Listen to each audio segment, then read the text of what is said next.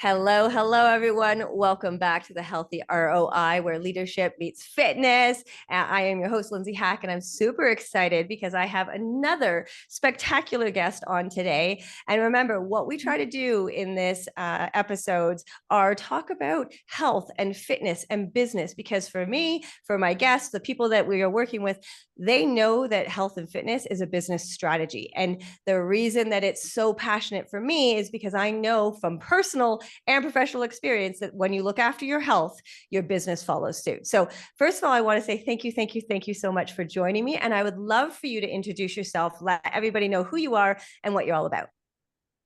Thank you so much, Lindsay, for having me. Really excited about our conversation. So my name is Stepanka Kuralova. I am a clinical hypnotherapist, subconscious mind coach, and I support fellow leaders, creatives, entrepreneurs to overcome self-sabotage, to get over procrastination and to unlock their true potential and get the things done, like the things they say that are really important to them.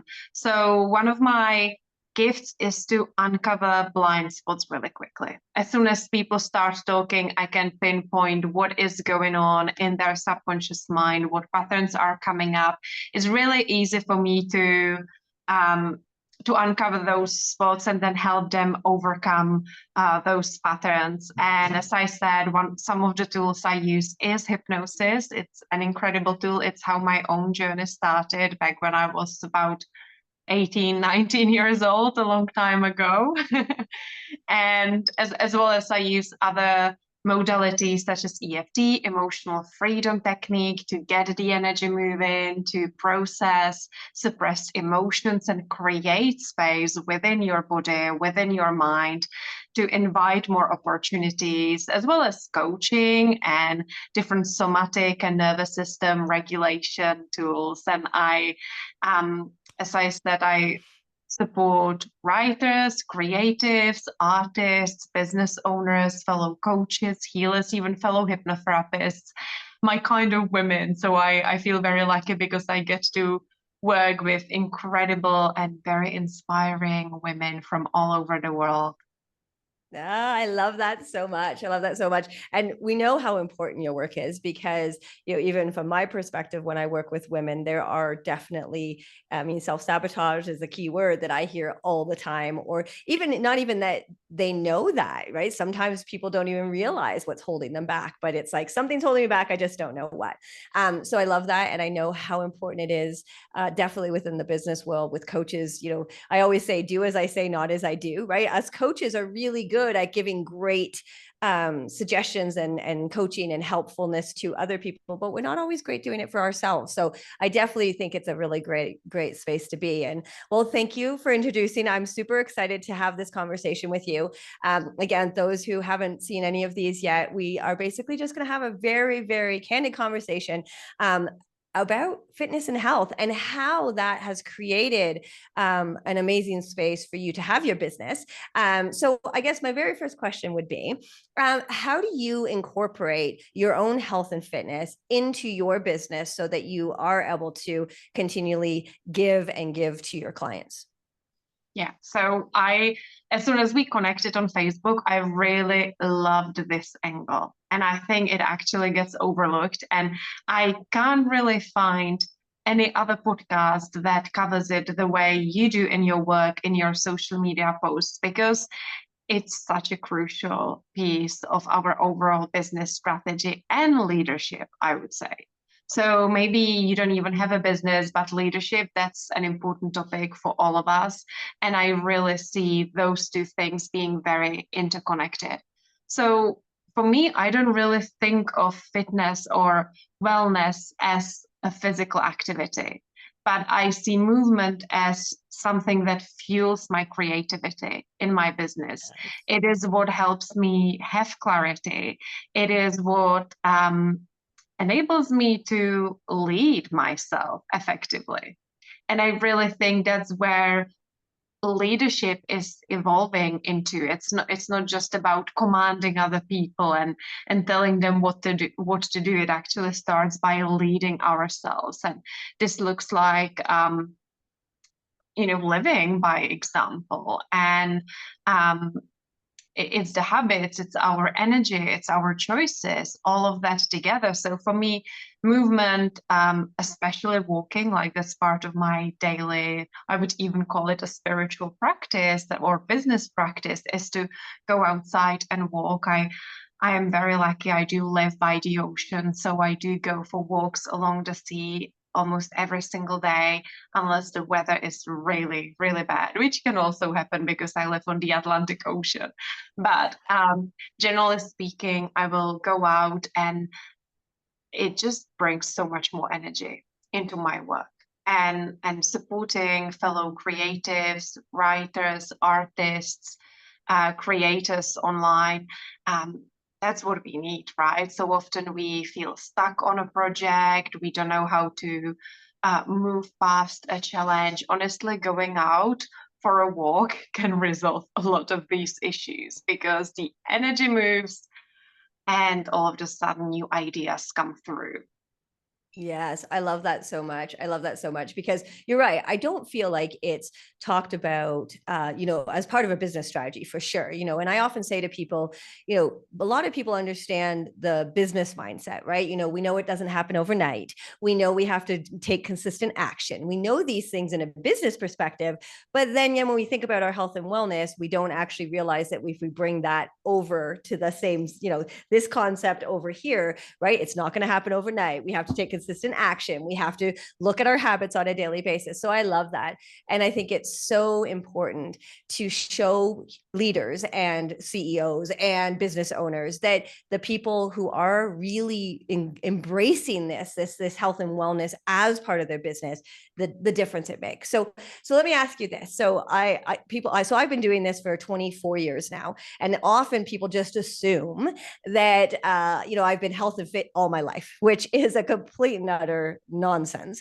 I didn't actually get involved in this until I was about 21. So all through teenage years, all through little years, I traveled for 4 years. I drank, I smoked, I did all the things you're supposed to do as a teenager.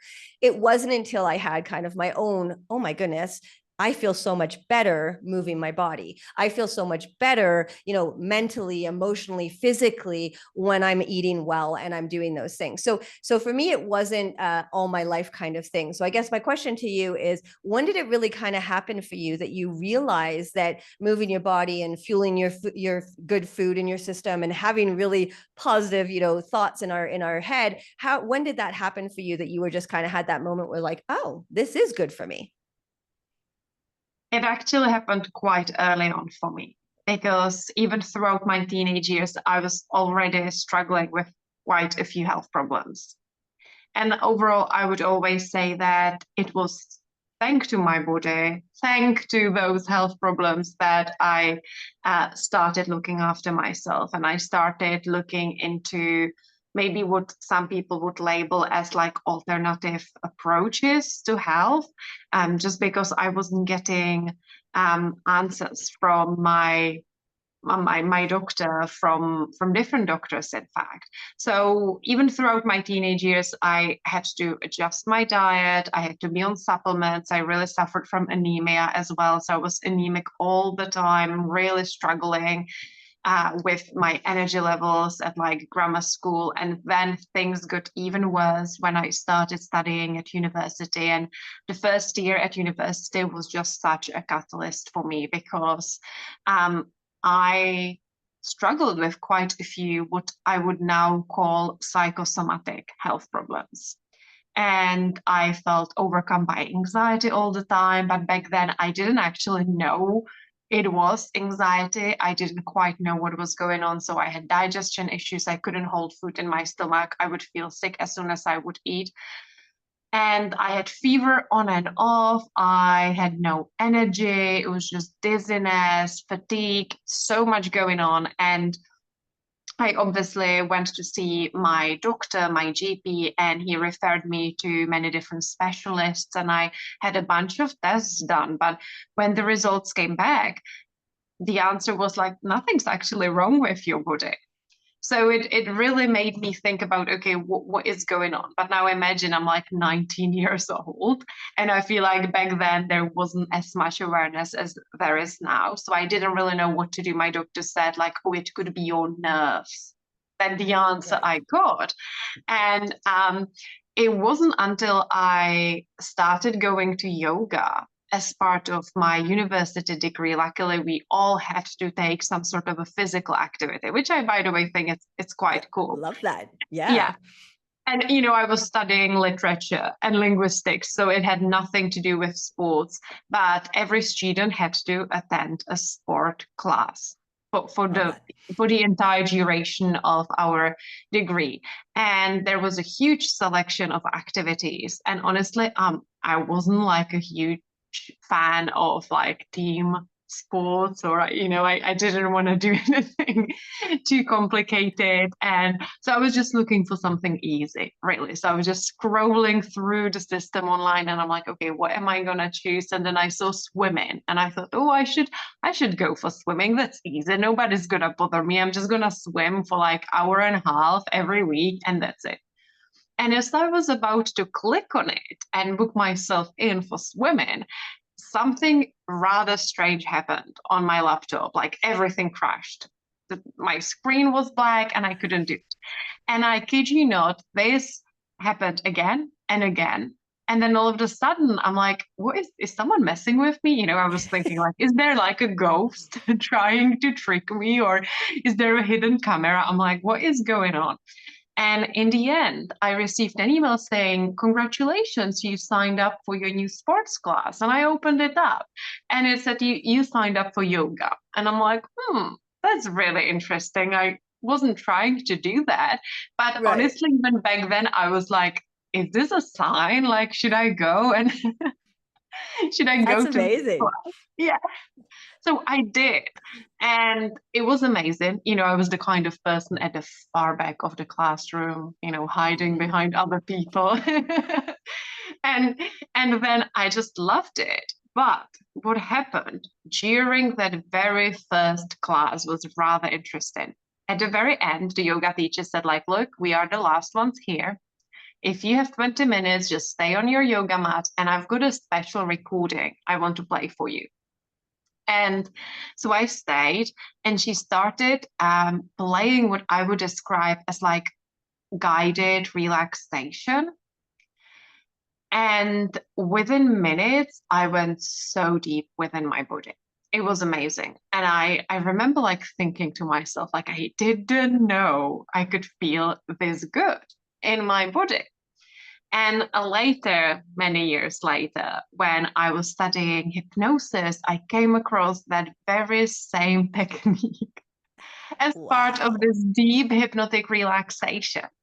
And I just felt it was such a full circle moment for me, because following that class, I kept repeating that same technique the way I remembered it from the classroom. So I kept repeating it every morning, every night, and within a week, all of that went away. And it was such a mind-blowing moment for me. Like, it really made me think about our thoughts differently. It made me think about that connection between our mind and our body.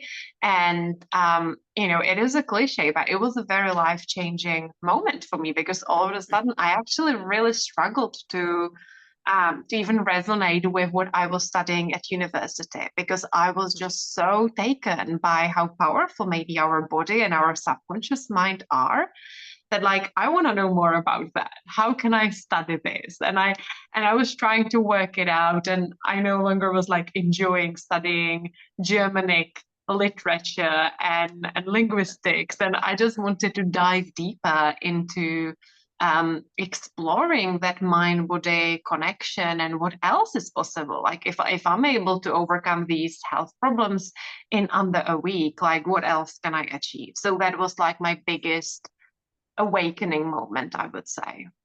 Wow, that's like goosebump. That's insane that your computer was just like, nope, sorry, we don't want you to take swimming. And the universe is telling you you need to take yoga.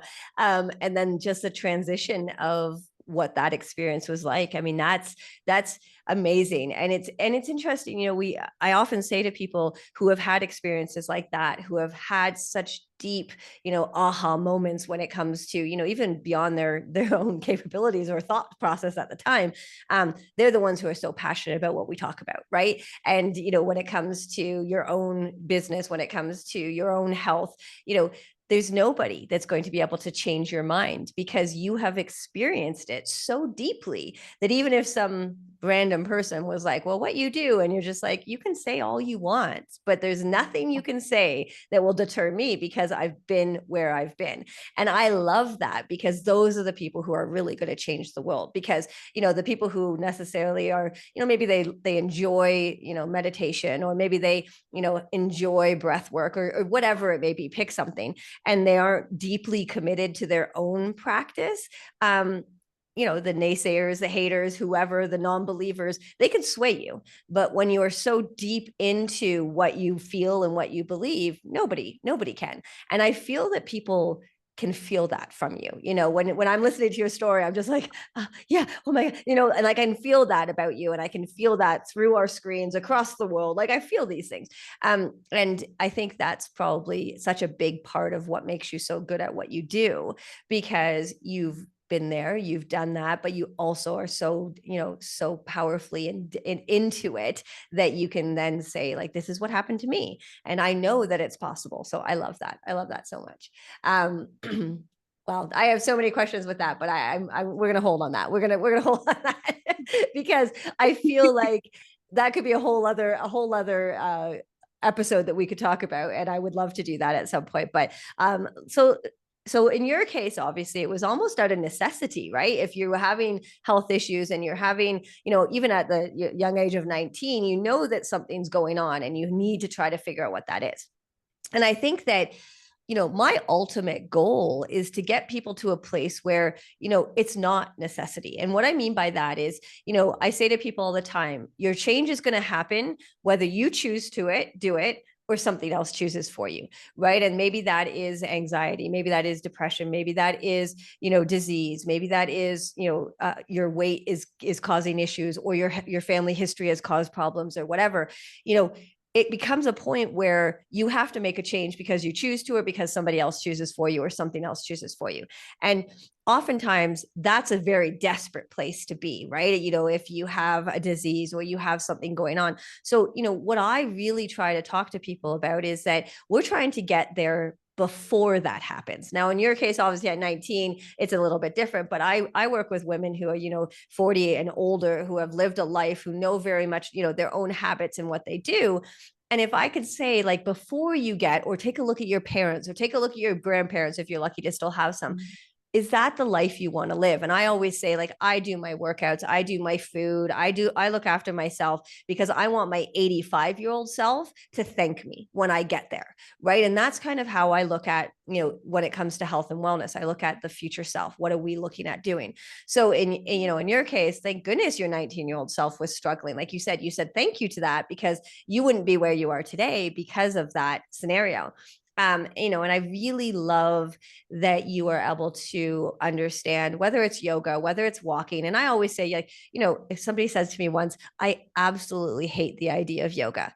And I'm like, okay, so then don't do yoga, right? We have in our head this idea that, in order to be one thing, we have to be a spiritual guru in the yoga world, or in order to be an athlete, we have to be a runner, but they hate to run. And I'm just like, then don't do those things. Like, find things that you enjoy, because it definitely helps when you're like, yes, I love that. Yes, I love doing that, versus I'm doing it just because I have to, right? We get to, your 19-year-old self was saying to you, you now are able to live pain-free, without the uncomfortableness of all the things that were going on, because of the choices that you made. And that's the ultimate goal, right? To be in that space where we're not, suffering, and we're not, in a place where we're constantly in pains and aches. And I speak with a lot of women who, work online, and we sit in our chair, and, our shoulders are sore and our back is sore. And it's like, it doesn't have to be that way. And I've lived and worked in this industry for so long. It's actually the industry that I hate the most, because we have these ideas,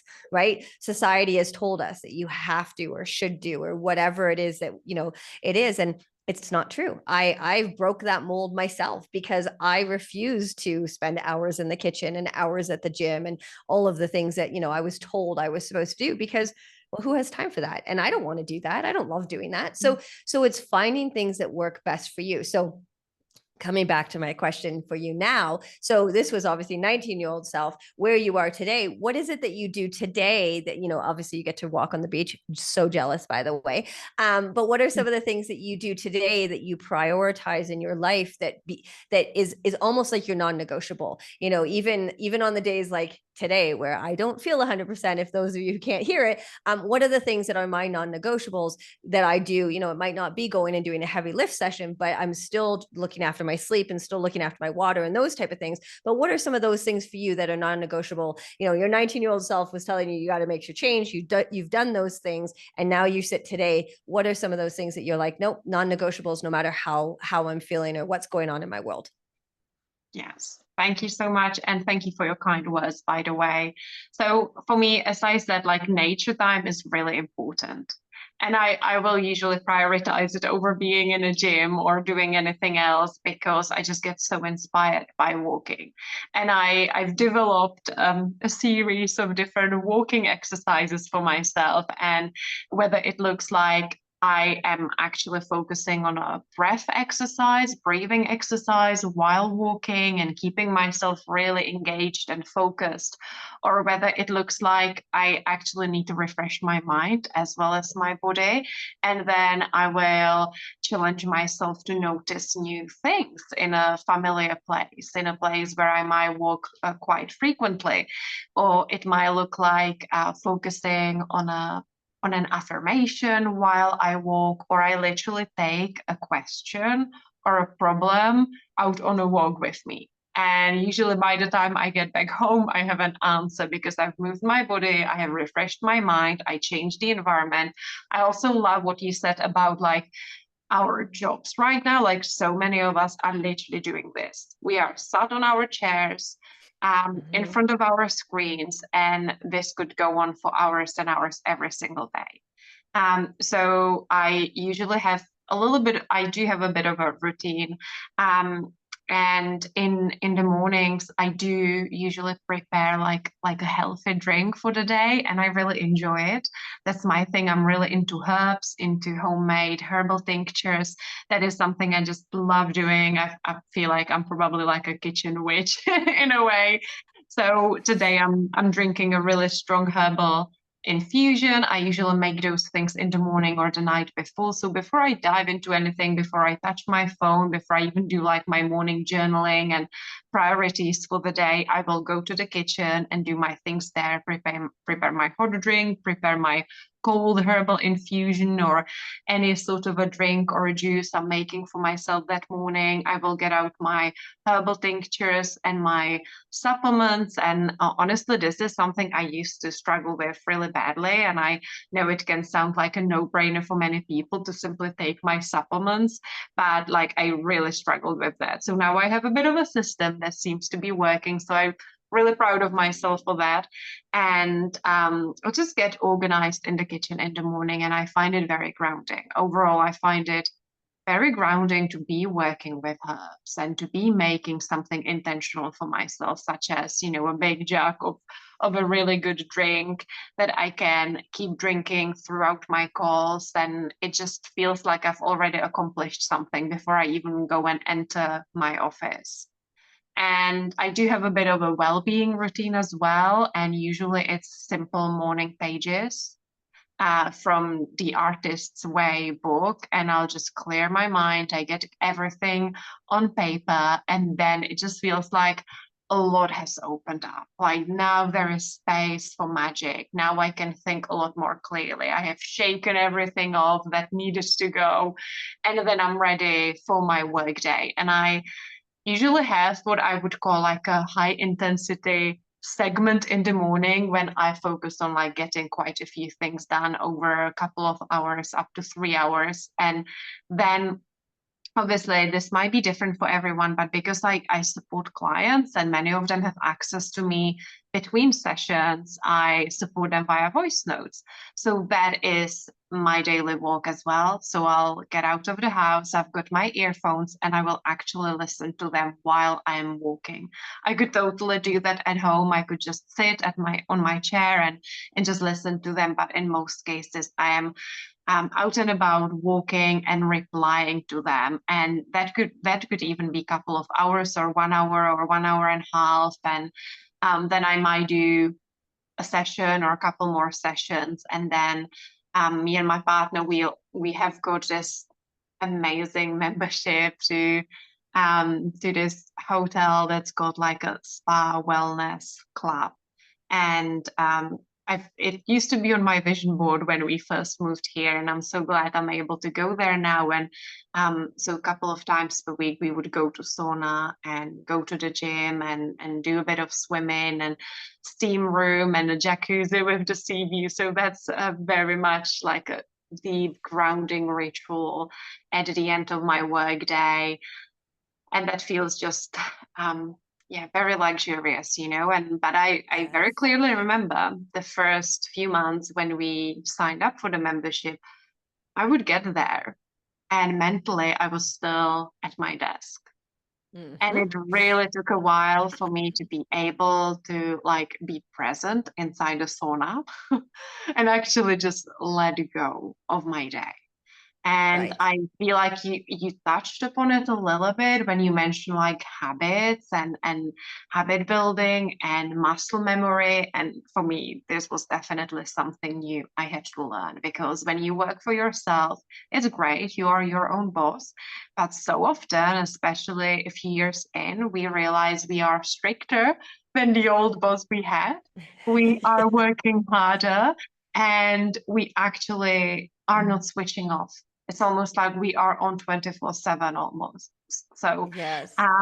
it's like it's been very interesting for me to actually travel somewhere else and go to the gym or to the sauna, quite away from my house, not just exercising inside the house, because it's like, okay, you've got to switch off, you've got to put the phone down. And I remember I even caught myself the first few like weeks, like sneaking in my phone into into like the bathrobe. You get there and I'd be like, oh, let's just check what's going on. Let's see if this Facebook post's gone live. Let's see if any clients messaged me. Mm-hmm. And I'm Oh like, my I gosh. shouldn't be doing that. Yeah. Oh my gosh. Oh, you just said so many things, and I'm like, we have to talk about all of them. So first of all, I love what you said about the mental side of going for a walk or getting out and moving your body, right? I always joke, my husband loves to run. Remember, if you love to run, you run. If you don't love to run, you don't run, but he loves to run. But it is also what I often say, it's his therapy. So if we're in something and we're talking, there are times where I literally pass him his running shoes and I'm like, I'll see you in an hour. And then he comes back and, he'll have his conversation. He answers his own questions, and it is such a massive piece. And so I am with you on, I go out, I hike, I get out in the trails, those kind of things.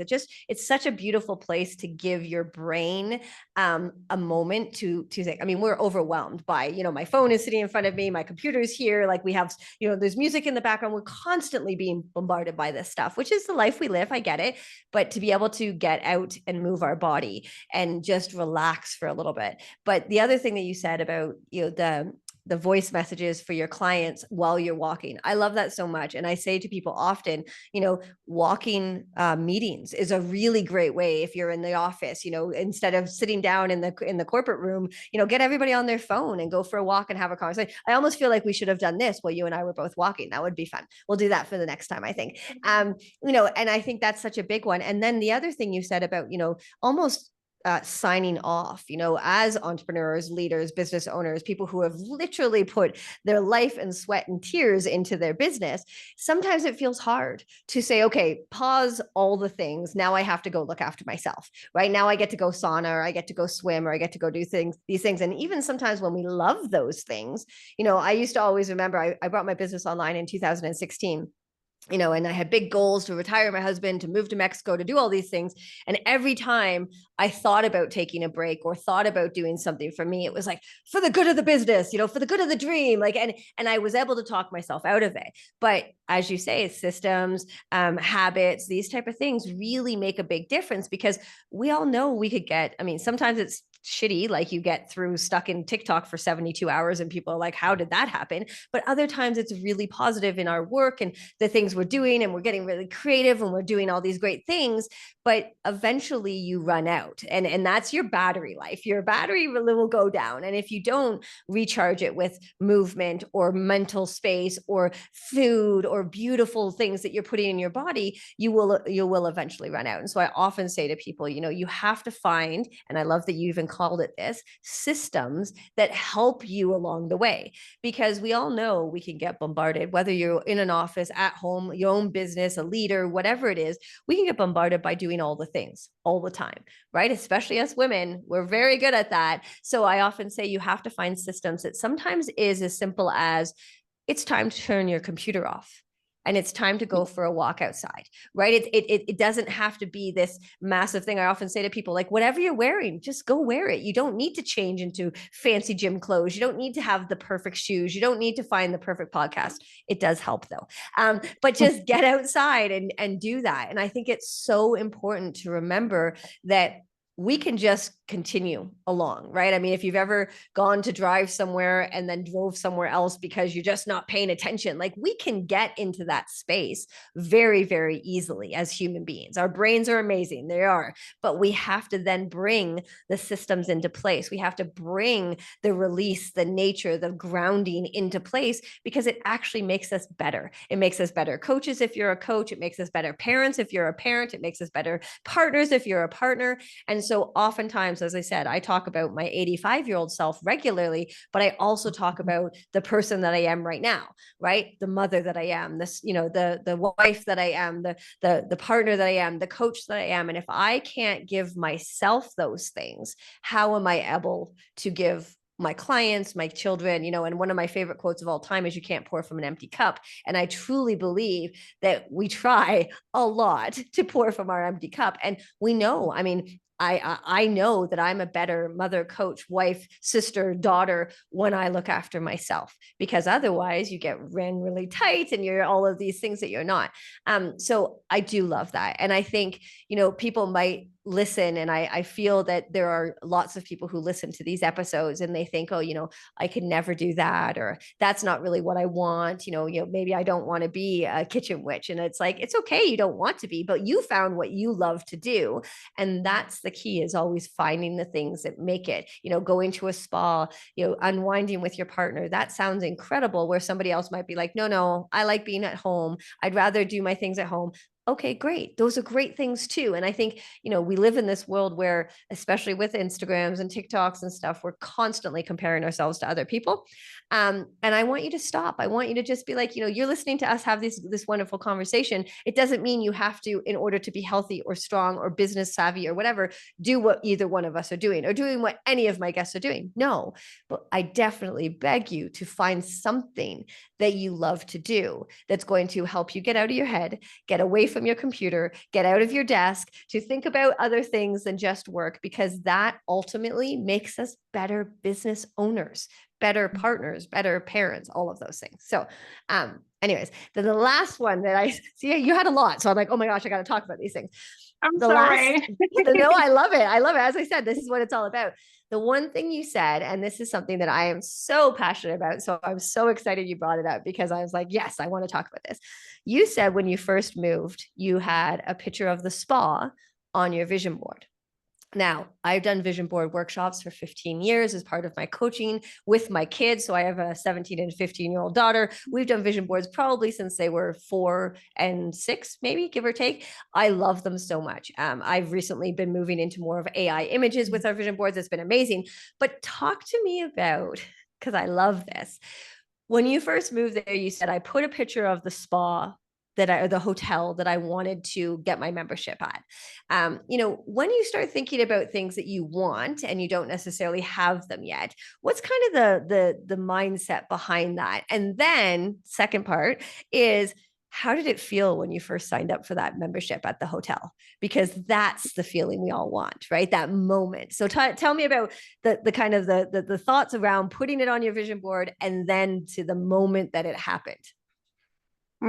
So I actually find that things that come from the energy of joy and desire and excitement, they are much easier to manifest and attract, right? It's often the things that we feel we should achieve in order to feel finally good enough, or like, I want to make this amount of money, or I want to get this book published, so that other people, the deeper subconscious reason is actually different to what you might think. So those are often the things we get stuck on, because there is actually this hidden benefit that we've been chasing. Like, we want to finally feel good enough, or we want to prove to other people that we are smart or capable or whatever.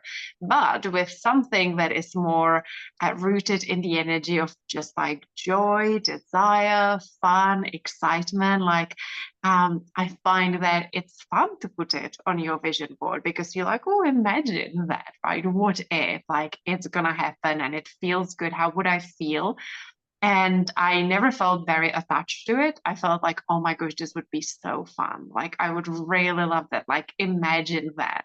And I did not really focus on like, oh, how much money would I have to make? Or, how do I have to make it happen? And yeah, so it was very much about joy, fun, and visualizing myself. I love visualizing, and I often think people overcomplicate it. They think like they've got to sit in a still position for like an hour a day and visualize every little detail. And I think that's where I used to get stuck, because some manifestation teachers will tell you like, oh, visualize every little detail. But it doesn't work for some people. For some people, it gets them even more excited. And that's amazing. If like visualizing the type of cutlery that's in that dream kitchen works for you, go for it. And I admire you. But then, as a hypnotherapist, I see this often. There are people who actually struggle to visualize an image or colors. But that doesn't mean you can't visualize in a different way, or you can't focus on embodying that energy and feeling in your body rather than seeing yourself doing something. So there are different ways of how we can visualize. And for me, simplicity is key, and not putting pressure on myself to like visualize for a really long amount of time every single day. Like, even 2 minutes can make a difference. 2 minutes are teaching something new to your mind and to your body, and you're getting behind that picture. I call it like a normalization process. You are normalizing this new exciting idea and teaching your nervous system, like, yeah, this is totally safe. Like, it's safe seeing yourself receiving that award. So visualizing that spa, that hotel, getting really excited about it, and then trusting. And the feeling I had when I first went there, oh my gosh, it was amazing. I'm not gonna lie, I was over the moon.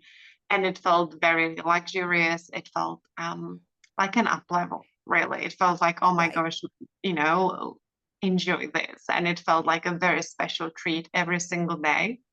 And then I caught Yes. myself a few years later, like treating it as a normal thing, which I feel like normalization is important, but then also still like there's got to be appreciation. So I reminded myself of like, oh my gosh, just be present, just enjoy this. Like, you Yes. don't have to like I feel like every time we have a tendency to criticize something or start seeing negative things, like that is usually a sign you're also up leveling in one way or another. And this could be an upper limit problem. This could be a sneaky way of how you are trying to sabotage your own happiness, right? Like criticism, whether it's criticizing yourself, things around you, other people around you, like that is usually one of the first signs of upper limit problem, and that you are trying to sabotage your own good, like your own happiness or good feelings. Yeah, it's so interesting. So interesting how that is such a what we feel human nature. But as you said, there's ways to work around that. I just think that so many people just assume that's just how it is. That's how I've always been, that kind of idea behind it. But I love what you said, because, it's kind of coming back to what I always say about health and fitness, in general, is always you figure out what works best for you. Right. And I remember, this is funny, years ago, my husband and he wasn't my husband at the time, but we traveled to India, and we went to this beautiful, place where these monks were, and we got to have their butter tea, and it was wonderful. But they were telling us about meditation and how some of the monks haven't talked for 20 years, and it literally clicked in place that from then on I could never meditate, because how could I not talk for 20 years? I love to talk. And I had all these things that happen. And so for the longest time, I went in with that belief that I could never stop talking for 20 years. So therefore I could never meditate, right? Which is kind of what we say about, even manifestation, where you're like, if you were to like, oh, think about the robe and how beautiful it is, and think about, your hands in the pocket and stuff. That doesn't always work for people. And, and then to turn around and say it's the only way, that's the first thing I always say. It's the only way. We know it's not. So this idea of like, even just 2 minutes thinking about it. And it's funny because, I have my vision board on my computer, which is not right now. I can't see it here, but every time I sit down at my computer, I literally will just be like, 2 minutes, maybe 30 seconds, and just stare at it, because it gives me enough, to see myself doing the race I want, or living in the country I want, or speaking on the stage that I want, because one, it's me looking back at me. It's pretty amazing, but it's just enough to give my brain that hit, right? That hit of like, yeah, of course, this is possible. And so, it doesn't have to be this massive, beautiful, and it's kind of like what I was saying about exercise. Like, you don't have to have the perfect outfit, the perfect time, the perfect look to go for a walk. You just go for a walk, right? And you can be 5 minutes, it could be 2 minutes, it could be 30 minutes. But we have in our head these ideas of what it has to be, right? My meditation is I can't talk, I can't stop my brain, I can't do all these things. So therefore, I could never meditate. The moment I changed that idea, it turned into 30 seconds, and then it turned into a minute. And now literally I use a nighttime meditation for my sleep every day of every day of every day. And I love it so much. But we have to understand that it doesn't have to be this way or no way, right? It's like, if it's this way or no way, of course, that's why we're being unsuccessful at a lot of the things that we do, whether it's breath work or visualization or meditation or fitness or, being in the kitchen or whatever it is. It's not this way or no way. It's what works best for you. And in your case, that feeling of the luxury of when I get there, and those ideas of it, 2 minutes of thinking about it, visualizing it, seeing it on a vision board are great. But it doesn't have to be an hour sitting there being like, I just want this thing, right? And as you say, to take away from the idea of I want this because it will make me a better person, or I want this because I want to prove to my parents that I'm not a loser, or whatever some of those things are. We say it's finding that joy. And I think, coming full circle back to even why we had this conversation in the first place, is that when you find something that brings you joy, there's nothing that stops you from doing that, because you love it so much. So when you talk about going for your walk and grounding and being by the ocean, that's a priority to you because you love it. You love how it makes you feel. You love how it brings you joy in that moment. You love how when you get back to your desk and you start working again, you're feeling so more alive. And so we have to find those things in the things that we do. And if we are just forcing ourselves to eat a certain way or move our bodies a certain way, it doesn't work long term. And that's why people have such, as I call them, but not real failures when it comes to diet and fitness and exercise and stuff, is because they aren't finding the joy. They're doing what they're supposed to, quote unquote, supposed to do. And so I just think that it's just such a harmful way of looking at it, but I do understand that they've been brainwashed for years. I mean, I'm almost 50. I've literally lived in this environment of health, fitness, and this is what you have to do, and this is how and it takes time to unlearn that. So that's I think a big thing too. But anyways, okay, so let's. I'm looking at the time, being like, I feel like I could talk to you forever. So that's a wonderful thing. However, we do need to wrap up. So let me ask you this: where can people find you? Where, if they want to know more about some of the stuff that you have going on? Because again, this conversation is incredible. You're amazing. They want to work with you. They want to know about you. They want to learn more about you. Where are they finding it, and where can they find you the best?